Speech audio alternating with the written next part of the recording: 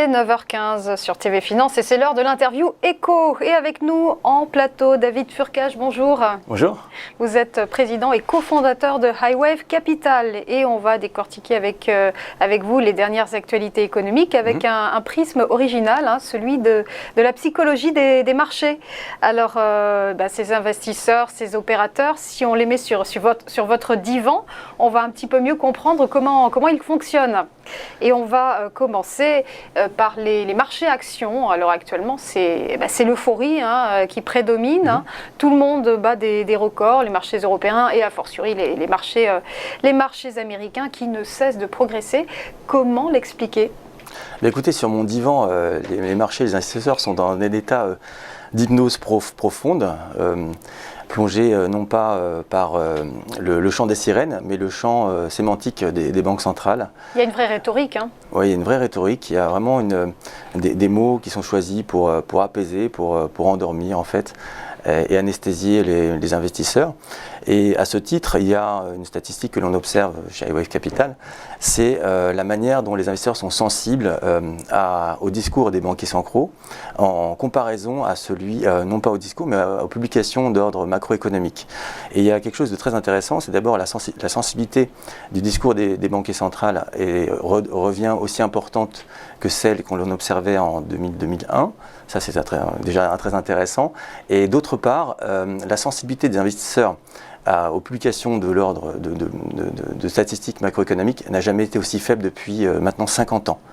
Ça veut dire que le marché est à l'écoute quasiment exclusivement des banques centrales et très peu des statistiques macroéconomiques en réalité, ou en tout cas beaucoup moins.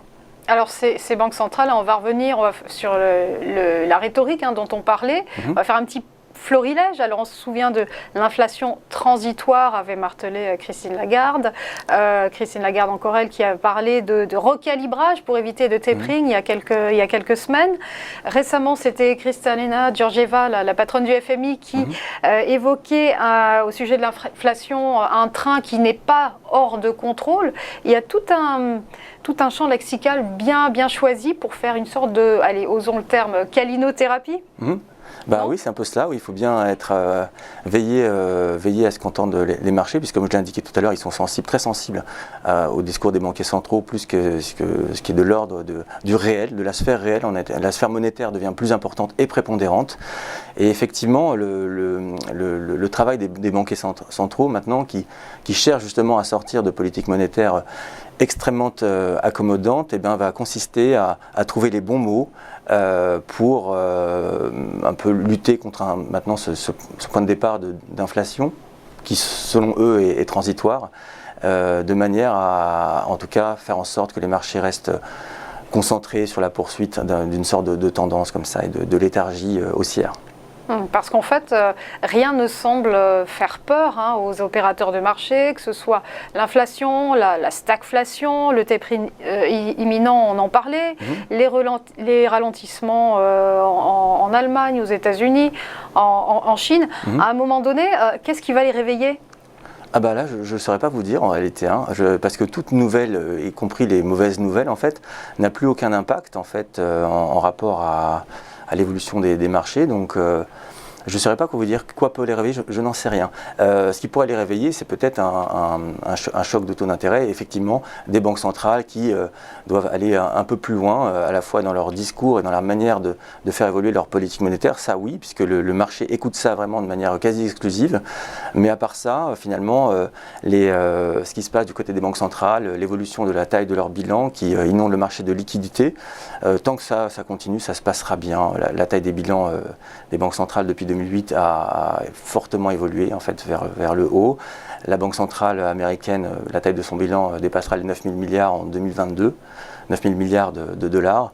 Donc ça semble continuer comme ça sur cette tendance. Donc vraiment l'enjeu, je crois, pour les banquiers centraux, ça sera justement d'adapter le marché à une sortie d'une politique monétaire extrêmement douce, voilà, mais de trouver les bons mots et de le faire d'une manière indolore. Oui, c'est ça, parce qu'on l'a dit, il y a les mots, choisi le champ lexical, mais il y a quand même les faits. Et ce tapering, par exemple, qui va vraisemblablement être annoncé demain par la Réserve fédérale américaine, il va bien arriver, il va y avoir des faits, des chiffres.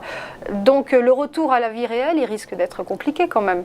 En fait, il est déjà attendu, puisque les marchés ont déjà pricé tout ça. Quand on regarde les contrats Fed Funds futurs, en fait, qui est l'évolution en fait, attendue des taux d'intérêt aux États-Unis, tout ça est complètement pricé. La question, c'est est-ce que ce tapering va être d'une nature douce, en fait, ou alors un peu plus agressive. Et ça va dépendre de l'évolution de l'inflation au cours des prochains mois. Est-ce qu'elle est transitoire ou non? Des questions auxquelles peu peuvent répondre en réalité. Mais l'enjeu est là en réalité. L'enjeu est la capacité des banques centrales à mener d'autres formes de politique monétaire, de sortie de politique monétaire extrêmement accommodante. Comment ils vont le faire et comment surtout ils vont le communiquer. C'est vraiment la communication aujourd'hui, l'enjeu informationnel, les mots, le champ sémantique, c'est vraiment quelque chose de central en toute chose en réalité. On va revenir un petit peu plus précisément sur la menace de faillite d'Evergrande, qui était dans toutes les consciences des investisseurs le mois dernier. Bon, clairement, en d'autres temps, cette menace de défaut de ce géant immobilier chinois aurait fait plonger les marchés. Il y a 13 ans, par exemple, on aurait imaginé ça. Aujourd'hui, c'est plus le cas. Toujours pour les mêmes raisons que vous évoquiez? Oui, tout à fait, oui. C'est-à-dire que quand même, on est face à un risque systémique.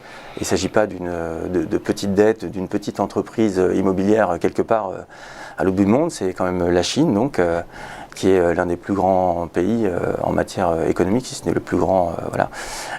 Et une locomotive, évidemment. Et une locomotive, etc. Et dans un secteur qui est assez, pour les Chinois en tous les cas, pour la Chine, assez central. Et avec une société qui est de taille extrêmement importante. Donc on est en plein risque systémique et pour autant, il ne se passe rien de particulier sur les marchés financiers. Tout comme l'inflation, tout comme toutes les autres nouvelles qui n'ont aucun impact, comme je vous l'ai évoqué tout à l'heure. La sensibilité des investisseurs en rapport à ce qui est de l'ordre macroéconomique est réelle, n'a jamais été aussi bas. Depuis 50 ans, en fait, le marché se moque de la sphère réelle et a une écoute uniquement pour la sphère monétaire. Alors du côté des cryptos, il semble que ça soit un petit peu pareil. Il y a des déclarations, mais alors là, quand elles sont tapageuses, à l'image d'un Elon Musk, par exemple, le Bitcoin plonge ou d'autres cryptos, c'est les mêmes mécanismes que pour les marchés, pour les cryptos? Pour les cryptos, on est sous une forme d'euphorie également. C'est une forme d'euphorie qu'on observait déjà dans les années 2000-2001. Je côtoie un petit peu de monde, et le monde étudiant, le monde des investisseurs particuliers également. Et on voit toute forme d'individus s'intéresser au marché des cryptos. Ça relance même en fait l'appétence en fait, des investisseurs particuliers pour les marchés financiers en général. Et c'est une complète euphorie également. Alors, qu'elle soit justifiée ou non, c'est un autre débat. Mais on constate un sentiment, des comportements à l'égard des marchés qui sont identiques à ceux des années 1999, 2000, 2001. Donc ça nous ramène en plus vers des années fastes avec des records avant l'éclatement de la bulle. Oui, tout à fait. D'ailleurs, il y a pas mal d'indicateurs que l'on observe, qui sont des indicateurs de psychologie et de sentiment des marchés, qui sont sur des niveaux de 2001. Par exemple, l'appétence pour le secteur des valeurs de croissance correspond en ce moment à celui qui prévalait dans les années 2000-2001. Voilà. L'appétence de l'ensemble des investisseurs pour les actions en rapport aux obligations ou à la détention de cash correspond à celui des années 2000-2001. Voilà, on est dans un cadre euphorique et psychologique qui prévalait durant l'ère Internet. Alors en disant cela, je ne veux pas être, comment dirais-je, dire qu'on est au bord d'une bulle quelconque, etc. C'est pas du tout ce que je suis en train de dire. Je parle uniquement d'état psychologique et cet état qui prévalait en 2000-2001, on le retrouve maintenant.